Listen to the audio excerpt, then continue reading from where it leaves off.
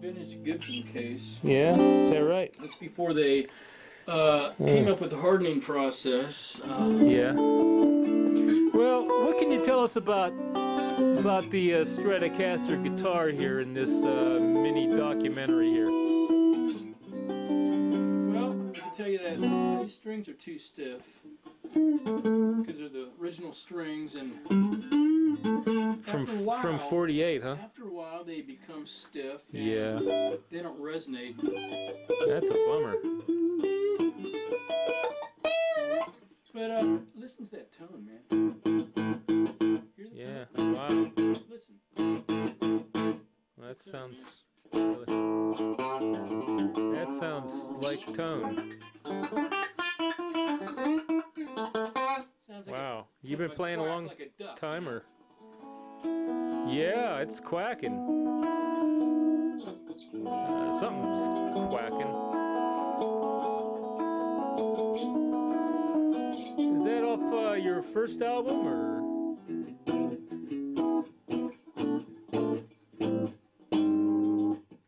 What? First Is that your first album? What was the name of that song? Second album. Second album. Yeah. I wrote that song back in '61. Yeah, what's the name of it?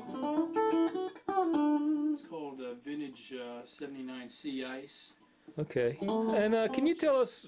I know you've been around a lot of your first band that you were in, the Peabodys. How come you left that band, the Peabody? What, the Peabodys? Yeah, yeah. Well, Bob Peabody, he got involved in some stuff. Yeah. Yeah, he got involved. Was he? So you actually left the band? Did the Peabodys continue then without you, or? Because you actually seem like the driving force behind the Peabodys. I recognize that lick. He got involved in Gibson guitars, you know. If you Gibson, believe huh? that. Yeah, Gibson. So I mean, is that the main reason why you broke up from the Peabodys? Because you know he started. He didn't play the Fender guitar. Yeah, he just his tone was like way off, you know. Yeah. He had some funky tone. So what became of the Peabodys? Well, And that was back in the '60s, right?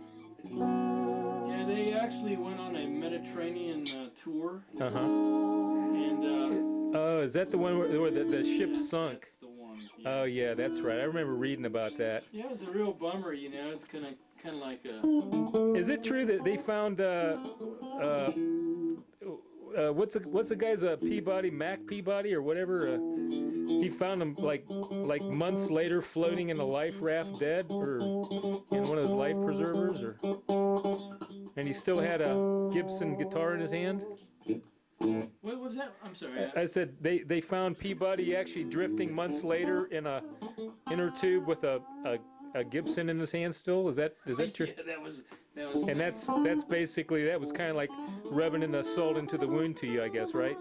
Because you're like such hardcore Fender. Is that right? Well, they think. Can you substantiate that claim, or? They think lobster ate them actually. Oh. They found lobster. They found. So they did not find him floating in the inner tube then, or? Well, yeah, but he was covered with lobsters. Oh, that was the thing about I it, see. you know. Did you read the article? Well, vaguely, it's been a while, you know, back in the '60s. So, from that point, your next band, and I believe you started the band, the Hunchmen. Yeah. Now, the Hunchmen, I know you did 2 world tours, doing cover songs of, wasn't it the Kinks or somebody like that? Yeah, it was the Kinks. So you were like a Kinks cover band, and this was approximately what year was this?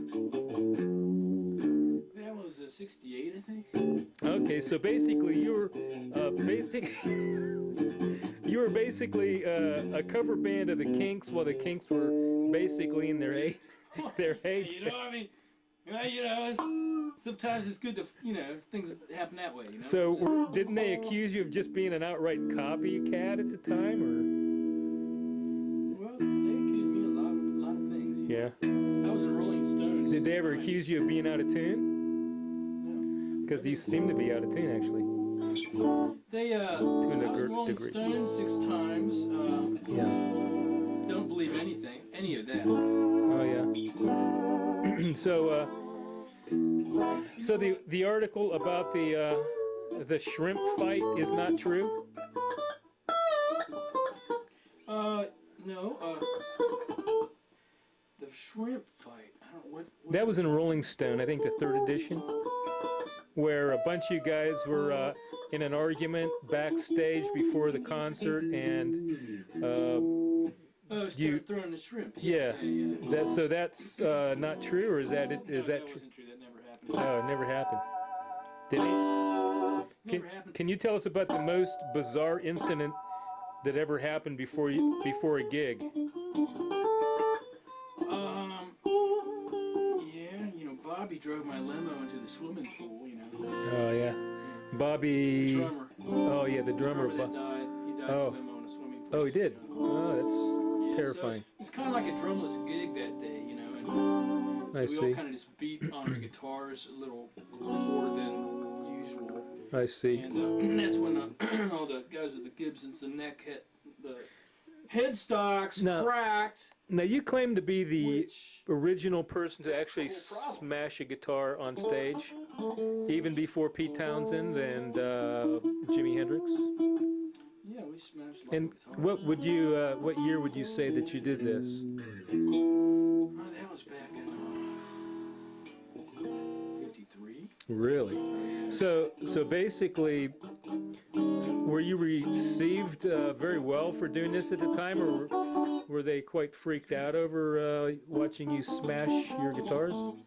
No, they loved it. They asked us to smash more, and we did until we were out of guitars. Well, we just sat around and ate a lot of shrimp, and this is back in '53. Well, that's when Bobby drove the, Yeah, that's all. That was in '53 also, huh? Doesn't that sound great? Oh yeah. Listen to this now. Wow. That cool? Isn't that a cool run? Yeah. I have a whole song. It's all it is.